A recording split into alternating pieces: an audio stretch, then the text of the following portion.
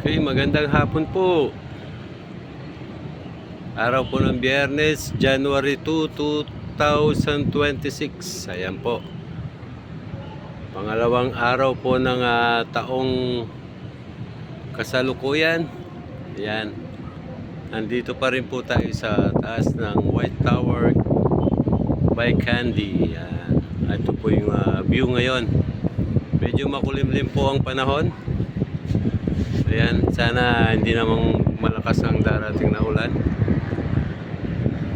Ayan po.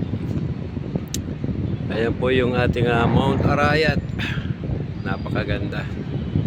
Maulap po siya. At banda doon sa may part ng south. Ayan. Medyo maulap din po. Makulimlim ang panahon ngayon.